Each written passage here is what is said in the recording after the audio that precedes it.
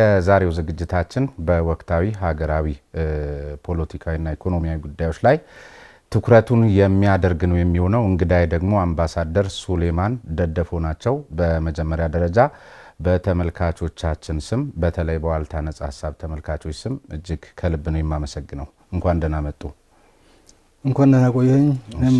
ግን ከዚያም በላይ አሁን ባለፉት 4 ዓመታት ላይ በተለያየ መልኩ ህብረተሰቡ ኑሮ ያንገላታው ያሰቃየውና በተለያየ መልኩ የኑሮ ውድነቱ በሚያዩት መልኩ ሆኖ ባላስፈላጊ ምክንያቶች አሳማኝ ባልሆኑ ምክንያቶች በተለይ እርሶ ሌብነትን በጣም እንደሚጸየፉና ከዚህ ቀደም በነበረን እንትን ላይ ትዝይሎት እንደሆነ ያቺ ጅቡቲ ላይ የነበረች መርከብን በምን መልኩ ሲታገሉ እንደነበር አስታውሳለሁ። እንደዚሁም ደግሞ የተበላሸስ እንዲያስገብተው ማህበረሰቡን በጤናውም በገንዘቡም እንደዚሁ ሲጨቁኑት እንደነበረ እሱን አምርረው ሲታገሉ እንደነበር አስታውሳለሁ። ዛሬ ደግሞ የተለያዩ ቢሮዎችን ኢን ቢሊየንስ እየወጣ የሚታደሱበት የፕራዮሪቲ ጉዳይ አይታደሱ ያልን አይደለም። ከዛም ባሻገር አሳማኝ ያልሆኑ ሰሞኑን እርሱም አይተው ተመልክተው ከሆነ አዲስ አበባ ላይ በዚያን ያህል ደረጃ መጠን ያላቸው አውቶቡሶች ገቡ የሚለው እንዲህ አይነት ነገር እንደው እውነቱን እናውራ ከተባለ በርግጥ ለውጥ ላይ ነን? የከፋ ነገር እየታየ አይደለም? ማህበረሰቡስ በየአካባቢው ምን እያለ ነው? አንድ ህብረተሰብ የሰራውን ነገር በሙሉ አይበላም። ያመረተውን ነገር በሙሉ አይበላም። የሀገር ግንባታ ማለት የተቋም ግንባታ ነው። ተቋሞች በበጀት በራሳቸው እቅድ ነው የሚሄዱት። ስለዚህ ተቋሞች በራሳቸው እቅድ ራሳቸውን ቢገነቡ የሀገር ግንባታ ነው። ይሄ ብዙ ሊባል አይገባም። የሌብነት ነገር ያነሳሁን፣ አዎ ሌብነትን አሁንም መጠየፍ አለብን። እኔም እጠየፋለሁ፣ አንተም ትጠየፋለህ። ህዝብም እንደ ህዝብ ይጠየፋል ሌብነትን። ግን ሌቦች በዚህም ውስጥ ሆኖ ሌቦች አሉ። የሌብነት ጉዳይ አሁንም አሳሳቢ ነው። ይሄ ምንም የሚካድ ነገር አይደለም። የሌብነት ጉዳይ አሁንም አሳሳቢ ነው። እንደ ስርዓት የስርዓቱ አደጋ ነው። አይ ቲንክ ይሄንን መንግስትም ያምናል። ግን ባለፈው እንደሱ ነገር ታምኖ ነበር። መልሰው ደግሞ ክቡር ጠቅላይ ሚኒስትሩ ግራንድ ኮራፕሽን በብልጽግና ውስጥ የለም እመኑኝ የሚልም ነገር ተናግረው ነበርና እንዴት ይሆን? እኔ ብልጽግና ውስጥ ስለሌለው እርግጠኛ አይደለም አላውቅም። በሀገሪቱ የከፋ ምዝበራ፣ ሌብነት፣ የስልጣን ብልግና የተንሰራፋ አለ። ሊወገድ ይገባል፣ ልንታገለው ይገባል። ማን ነው? የትኛው ክፍል ነው? በምን ደረጃ ነው? ይሄን ነው ልልህ አልችልም። ምክንያቱም በፀሐይ የሚታየውን በአደባባይ የሚታየውን ነገር ለመደባበቅ መሞከር ተገቢ አይደለም፣ አይጠቅምም። ስለማይጠቅም ኮረፕሽን አሁንም የሀገራችን የስርዓቱ አደጋ ስለሆነ መንግስት በቁርጠኝነት ሊታገል ይገባል። ስለዚህ ለውስጥ ኮረፕሽን ፕራዮሪቲ መስጠት የሚቻልበት ሁኔታ አልነበረም። ሀገር የማዳንና ሀገር የማስበተን ዘመቻ ላይ ነበር፣ እንቅስቃሴ ላይ ነበር፣ መከላከል ላይ ነበር። አሁን ከዚህ በኋላ እንጠብቃለን። አሁን ተስፋ አሉት? ለምሳሌ ከዚህ ቀደም እርሶ በግሎት እንደዚህ አይነት ነገርን በመዋጋቶ ያዩትን ፍዳና መከራ እዚህ ነግረውኛል። በተለያየ መልኩ ጽፈውት ተመልክተናል። እኔ እንደውም ገምቼ ነበረ ያን ጊዜ ከኔ ጋር በነበሩት ቆይታ ላይ ጥረት ውስጥ እንዳለው በረከት ቢፍቱ ላይ ዲንሾ ላይ ብዙ በረከቶች አሉ። ኦሮሚያ ውስጥ ብዙ በረከቶች አሉ። እነሱ ሰሞኑን ተይዘው እንደሚገቧት እርግጠኛ ነኝ። መንግስት ዝግጁ ነው ብለውኝ ነበረ። አንዳቸውም የቢፍቱና የዲንሾ በረከቶች ሲገቡ አልተመለከትንም። ዛሬም ምናልባት ፈርጥመው ወይ ባሉበት ሁኔታ ነው ያለውና ያኔ ያልተቻለ አሁንም እኔ እንደውም ምን ሲሰሩ አምባሳደር ከዚያ ካሉት የዲንሾ በረከቶች ጋር እንደዚህ ሊያውም አሁን የንግድ ስራ ነው እርሶ የሚመሩትና እንደው ሊሰቃዩ ካልሆነ በስተቀር በግሎት ያሉትን አመለካከት ስለማቅ ማለት ነውና አቶ በረከት የታሰሩ ጊዜ ነው የዛን ጊዜ እንደውም ያን ያስታውሱ እንደሆነ የጠየቁት ዛሬም መልሼ የምጠይቁት ያን ሲናገሩ ከፍርድ ቤት በፊት አቶ በረከትስ ላይ መመስከር ወይም ሳይጠሩ ለምስክርነት አይመስልቦትም ወይ? ምናልባት የግል ጉዳያችሁ እንዳይሆንና አሁንም እንደ ቢፍቱ አይነት በርካታ መስሪያ ቤቶች ኦሮሚያ ላይ አሉ። ያኔም ሲናገሩ የነበሩት የዚህ ሀገር መሰረታዊ ችግር በተደራጀ መልክ የኮንስትራክሽን እቃዎች ላይ ብረት ላይ የመሳሰሉት ላይ ብዙ ነገር ሲያነሱ ነበር። ትዝ ይሉት እንደሆነ ደግሞ የዛሬ 2 ወር 3 ወር 4 ወር ይሄ ሀገር ደግሞ በሲሚንቶ እንደዚሁ ሲታመስና ንግድ ሚኒስቴርም የተደራጁ ሌቦች ሲል ነበር። ሁልጊዜ ሂደት እስከ መቼ ነው? ለውጥ ሂደት ላይ ነን የሚባለው ነገር እንዴት ነው? እንዲህ አይነት ነገሮችን የመቀነስ አዝማሚያ ሳናሳይ ዛሬም ጤፍ ብርቅ እንዴት ይሆንብናል? ቅድም እንዳልኩ ነው። ይሄ ሁሉ የትርምስ የነበርንበት ትርምስ ውጤት ነው። ግርግር ለሌባ ያመቻል የሚባለውም ይሄ ነው። ግርግር ውስጥ እንደመሆናችን መጠን ወደ ውስጥ ማየት የሚቻልበት ምቹ ሁኔታ አልነበረም። ስለዚህ በዛ ግርግር ውስጥ አመል ያለባቸው ሰዎች ራሳቸውን የመረጡ ለራሳቸው የቆሙ ሰዎች ሀገሪቱን ማስቀደም ትተው ራሳቸውን ሲገነቡ ተደራጅተው ጥፋት ሲያደርሱ እናያለን። አሁን ግን ግርግሩ ከሰከነ በኋላ እኔ በጣም ተስፋ አደርጋለሁ። አሁንም ተስፈኛ ነኝ። ሁሉ ጊዜ መንግስትም እድል ያገኛል ሌብነትን ለመዋጋት ወደ ውስጡ ተመልሶ ፓርቲም ሆነ መንግስት አካላቱን በየደረጃ ያለው አካላቱን እንዴት ነው ሀገር እየመሩ ያሉት፣ እንዴት ነው ህዝብ እያስተዳደሩ ያሉት ብሎ ያያል ብዬ ተስፋ አደርጋለሁ። ከዛ በተረፈ ከዚህ ችግር እንወጣለን የሚል ተስፋ አለኝ። ግን ተስፋ ለመጣል ለምሳሌ አንዳንድ ሊታዩ የሚገባ ነገሮች አሉ። ቀደም ሲል ያነሳውሉት እርሶም በደንብ ሳይነካኩት አልፈው እንደው ግረ መንገድም ላስታውሱትና ለምሳሌ ራቅ ያሉ ቦታዎች ላይ ነበረ ሰዎችን አግቶ ገንዘብ አንጡ ማለት አይደለ? አሁን እኔ ሰሞኑን እንኳን ባለኝ መረጃ አይኔ እያየ መኪና ሞተር ሳይጠፋና ሀዛርዱን እንዳበራ 2 ሹፌሮች እዚች ወለንጭቲ ጫፍ ላይ ተይዘው 200 ሺህ ብር ሲጠየቅባቸው ከትናንት ወዲያ ባለኝ መረጃ መሰረት የሙገር ሲሚንቶ ፋብሪካ ምክትል ስራ አስኪያጁን ዋና ስራ አስኪያጅ እንደዚሁ ታግቶ ከቢሮ ጠባቂ ባለበት 1 ሚሊዮን ብር አንጣ እንዴ! እዚህ ጋር እየመጣ ነገ እዚህ እስኪገባ ነው ወይ? አሁን ተስፋ እኮ እዛው ጥግ ላይ አልቀረ እንግዲህ ወይ ጥጉም ቢሆን የሆነ ጫካ የገባ ሽፍታ ነው እንላለን። እዚህ ከተማ መሀል መጥቶ ይሄ ሲደረግ ዙሪያውን ህግ ማስከበር የሚችል አካል የለም ወይስ ማን ነው? ይሄ ለምን ቁርጡ አይታወቅም? ሁሌስ በሸኔ አሁን እውነት ሸኔ ነው ለማለትስ ትንሽ አይከብድም? ወል ምን መሰለ እነዚህ ሰዎች ሲጀምሩ ይሄ ቡድን ሲጀምር የፖለቲካ ጥያቄ አንስቶ ነው የጀመረው። አሁን የፖለቲካ ጥያቄ አይመስለኝም። ህዝብን መዝረፍ የፖለቲካ ጥያቄ አይደለም። ለየትኛውም ችግር መፍትሄ አይደለም። ይሄ የለየለት ተራ ወንብድና ነው ሊሆን የሚችለው። ይሄ ነገር ደግሞ ሆፕ መንግስት ፕራዮሪቲ ከያዘው ከዛ ከጦርነቱ የሀገርን ህልውና ለማዳን ከገባበት ጦርነት ሲወጣ ይህን ነገር ሴትል ያደርጋል ብዬ ተስፋ አደርጋለሁ። አሁንም ሴትል እየተደረገ ነው። በአንዳንድ አካባቢዎች ይሄ የዘራፊዎች እንቅስቃሴ እየተቀዛቀዘ ያለ ይመስለኛል። ህዝብን ማደራጀት፣ ምክንያቱም እነዚህ ሰዎች ህዝብ ውስጥ ነው ያሉት። ህዝብ ውስጥ ሆነው ነው በህዝብና በመንግስት መካከል ሆነው ህዝቡን አግተው ነው እንዲህ አይነት ጥፋት የሚያደርሱት። አይ ሆፕ አሁን በጣም አጭር በሆነ ጊዜ ውስጥ ህዝቡ ከእገታ ይወጣል ብዬ ተስፋ አደርጋለሁ። መንግስት መዋቅሮች በየደረጃው ተጠናክረው ታች ቀበሌ ድረስ ብዙ ቦታ ፈርሰው ነው የምናየው። በተለይ በምዕራብ ኦሮሚያ አካባቢ የመንግስት መዋቅርን አፍርሰው ስርዓት አልበኝነትን አስፍነው ነው ጉዳት እያደረሱ ያሉት እስከ መናገሻ ከተማ ድረስ እየተቃረቡ። ይሄ ነገር ተስፋ የሚያስቆርጥ አይደለም። ይወገዳል፣ በአጭር ጊዜ ውስጥ ይወገዳል። ማን ነው የሚያስወግደው?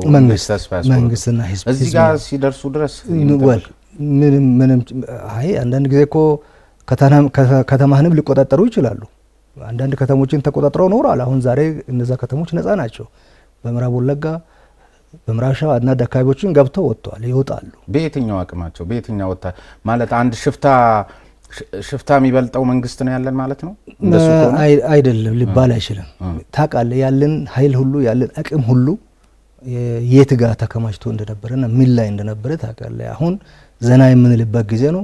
ትኩረት ወደ ሌሎች አካባቢ ወደ እነዚህ እንቅስቃሴዎች ወደሚደረጉበት አካባቢ የሚደረግ ይመስለኛል። አልፎ ተርፎም የሰላም ጥሪም ቀርቦላቸዋል። የፖለቲካ ጉዳይ ካለ የፖለቲካ ኢሹ ካላችሁ ነው ቁጭ በሉና እንነጋገር፣ ልክ የሰሜኑን በፈታንበት መንገድ መፍታት እንችላለን ተብሎ በቅርቡም የኦሮሚያ ፕሬዝዳንት ጥሪ ሲያደርጉ በጨፌ ላይ አይተናል። ይህም አንድ እርምጃ ነው። ሰላማዊ መንገድ ምን ጊዜም ተመራጭ ነው። ምን ጊዜም ከማንኛውም ጋር ከማንኛውም ኃይል ጋር ሰላማዊ መፍትሄ ተመራጭ ነው። ስለዚህ ይሄ መፍትሄ የሚሰራ ከሆነ መንግስት ጥሪ አቅርበዋል። አሁን ምክንያት የላቸው ላለመምጣት። ይሄንን ሰላማዊ ጥሪ የማይቀበሉ ከሆነ መቼም ካለፈው የከፋ አይደለምና አይ ቲንክ ይጠራል።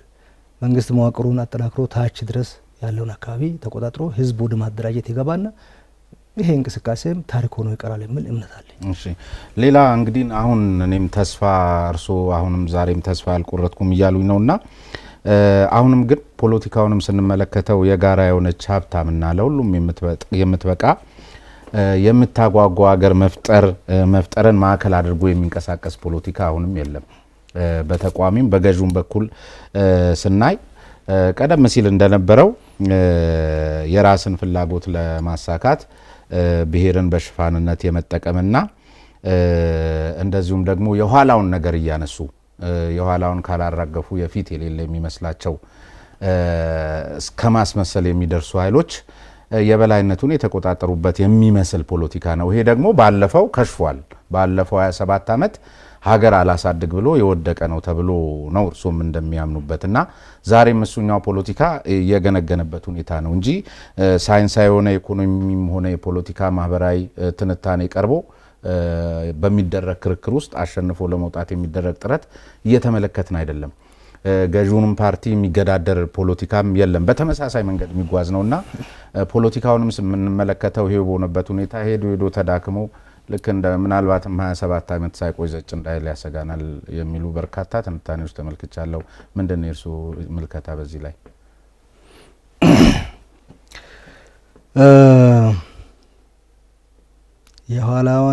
የኋላውን ሳያራግፉ ወደፊት ለመራመድ የሚሞክሩ ያልከው ነገር አለ።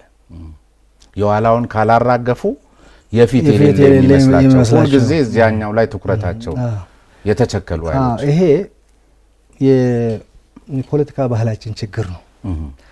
ፖለቲካችን አሁንም ገና ስልጣኔ ያልገባው ሊበራላይዝ ማድረግ ያልቻልነው ጉዳይ ነው። ፖለቲካችን ይበልጥ መሰልጠን አለበት። ኢትዮጵያ በታሪኳ ውስጥ በአብዛኛው ስርዓት በኃይል ሲያዝ ነው የምታውቀው። አንዱ ንጉስ በአንዱ ላይ፣ አንዱ ልዑል በአንዱ ላይ ጀስት አንተ ሪሰንትሊ ማለት ነው። ጊዜውን ጨርሶ በሰላም ተሰናብቶ የወረደ መንግስት በታሪክ ላይ ምናልባት ንጉሶች ሲሞቱ ሌላ ንጉስ እየተተካ ካልሆነ በስተቀር ይሄ ምንድነው? ፖለቲካችን ካለፉት ዘመናት በተሻለ መንገድ እየሰለጠነ አይደለም። አሁን ዓለም ሰልጥኗል። ከኛ በኋላ የተወለዱ ሀገሮች ከኛ በኋላ እንደ አገር የቆሙ ሀገሮች እንኳን እንከን የለሽ ምርጫ አካሄደው ስልጣን ሲይዙ አይተናል። እኛ ግን ለዛ አልታደልም።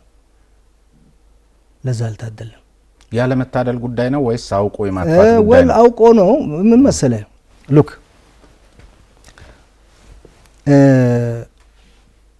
ስልጣን ለምንድን ነው የምትፈልገው? ስልጣን ለሀብት ቀጥተኛ አክሰስ እንዲኖርህ ከፈለግ ስልጣን ላይ ትወጣለህ። ገባ? የኢትዮጵያውያን ፖለቲከኞችን በተለይ የኤሊቱን ሜንታሊቲ ዶሚኔት የሚያደርገው ይሄ አመለካከት ነው።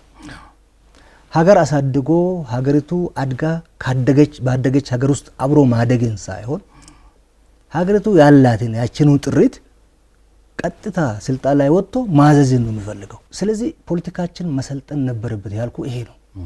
ተመረጠ አይደለም መታገስ ካልፈለክ ደግሞ ዴሞክራሲ ተርሙን ሳይጨርስ ሰላማዊ በሆነ መንገድ ዲሞክራሲያዊ በሆነ መንገድ ልታስወግደው ትችላለህ። ተረዳኸኝ? ለምሳሌ ቲፒኤልኤፍን በጣም ሰላማዊና ዲሞክራሲያዊ በሆነ መንገድ ነው ከስልጣን ማስወገድ የተቻለው። እሷን ላነሳ ፈልጌ ነው። ለዚህ እንኳን ትግስት የለም። ትግስት የሚባለው ግን ምን መሰሉት? እኔ የምለው ለምሳሌ አሁን በርካቶች እንደሚያነሱት አሁን ዲሞክራሲያዊ በሆነ መንገድ መተጋገል የሚቻልበት ስርዓትና እድል አለ ወይ? ምሳሌ እናንሳ። የህዝብ ተወካዮች ምክር ቤትን እንግዲህ ትልቁ የመንግስት ስራ የሚሰራበት የሚታይበት የሚፈተሽበት ኖ የማለት መብት የሚረጋገጥበት ቦታ በፓርቲ ደረጃም በተመሳሳይ ኖ የሚል እንግዲህ ቀደም ሲል ያየነው የማአት ችግር አለ። ቀደም ሲል እንግዲህ ችግሩን አየን። ይሄን ችግር ይሄን በዚህ ደረጃ ችግሩ አለ መታየት አለበት የሚል የመተጋገያ መድረክ እርሱ አጋጥሞት ያውቃል? እኛ ስናይ እንግዲህ ሁሉም አጨብጭቦ እሺ ብሎ ነው የሚወጣው። ስለዚህ ከጀርባ የቲፒኤልኤፍ አይነት አንድ ነገር ይኖራል ብዬ ገምታለሁ። የኢትዮጵያ ፓርላማ እንደዚህኛው ፓርላማ ነጻነት አግኝቶ የሚያውቅ አይመስለኝም። እና ታዲያ ስለተመቸን ነው ጸጥ የሚሉት ሰዎቹ? ምንድን ነው ጸጥ የሚሉት? ይሄ ሁሉ ችግርን ሲያነሱ ሰምተን አናውቅም። ሁሉ ጊዜ ይከራከራሉ። እኔ ፓርላማ አባል ነኝ። ኦኬ ከታተላለሁ። ለኛ አይታይም ማለት ነው በቴሌቪዥን? አይደለም ይታይ። ለምን አይታይም? የሚታየው ይታያል። ሲከራከሩ ብዙ ነው ያቻ አላውቅም። እኔ አያለሁ። ምን ይለያቸዋል? በተመሳሳይ አሁንም እንደ ባለፈው ስርዓት ጥያቄ አስገብታችሁ ወዘተርፈ ነው በቋሚ ኮሚቴ በኩል ተገምግሞ ነው። እሱ ለስርዓት ነው መንጫጫትን ለመከላከል ነው። ከለቀቅ ሁሉም ካልተናገርኩ ታውቃለህ እኛን ምን ያህል ለራሳችን ቅድማ እንደምንሰጥ ታውቃለህ። እኔ ካልተናገርኩ ያ ሁሉ 547 ሰው ስርዓት ካልያዘና የሚሄድበት መንገድ ካልተዘጋጀለት በጣም አስቸጋሪ ነው የሚሆነው። ግን አምባሳደር እዛ ምክር ቤት ላይ አሁን የምክር ቤት አባል እንደመሆኑ መጠን አሁን ብዙ ጊዜ እኔ ስመለከት እኔ እንግዲህ ያየሁትን ነው ያመለጠኝን አላቅም እንደ ሰው ግን ሳይ አሁንም እዛም ላይ የሆነ የብሔርተኝነት አይነት ነገር ልክ ለመጡበት እንትን እንደ ኢትዮጵያ የማሰብ ሳይሆን እንደሱ አይነት ወግኖ የመሟገት ይታያል አይደለም? እንደሱ ይታያል። ለኔ በኔ ኤክስፒሪየንስ ትክክል አይደለም። ሁሉም የራሱን ኮንስቲትዩንሲ አይደለም እዛ ፓርላማ ውስጥ ከገባ የኢትዮጵያ ሕዝብ ተወካይ ነው እኮ የኢትዮጵያ ሕዝብ ተወካይ ነው የሚለው የሌላም አገር ልምድ ይሄ ነው። የፓርላማ አባል የሀገሪቱ ሕዝብ ተወካይ ነው። ይሄ ትክክል አይደለም። አይ ቲንክ ስልጠናም የሚያስፈልግ ይመስለኛል። ምናልባት ፓርላማው በዚህ አይነት ነገር የስልጠና ችግር ነው ያመለካከት ነው። ምክንያቱም እኛም የወጣነው ከህብረተሰቡ ውስጥ ስለሆነ የህብረተሰቡን አመለካከት ተሸክመን ነው የምንመጣው። ምንም ጥያቄ የለውም። ይሄንን የሚያስተካክል ኢንስቲቱሽናል እንትን የለም፣ ሴትአፕ የለም። ያለው ህግም አይ ቲንክ ህጉ አለ፣ ግን ኢንፎርስ የማድረግ አቅማችን ውሱነት ያለበት ይመስለኛል እንጂ የህዝብ ተወካዮች ምክር ቤት የህዝብ ተወካዮች ምክር ቤት ነው። የኢትዮጵያ ህዝብ ተወካዮች ምክር ቤት ነው። ፌዴሬሽን ምክር ቤት አለ። ባይሆን ፌዴሬሽን ምክር ቤት ውስጥ ያሉ ሰዎች ስለ ስፔሲፊክ ውክልናቸው ሊናገሩ ይችሉ ይሆናል፣ ግን እነሱም የጋራን ሀገር ታሳቢ እያደረጉ ነው መናገር የነበረባቸው። የጋራ ሀገር ለመገንባት የጋራ ሀገር ነው የምንመራው እንጂ እያንዳንዱ ላይ ወጥተን እያንዳንዳችን ወረዳዎቻችንን የምንመራ ከሆነ ትክክል አይደለም።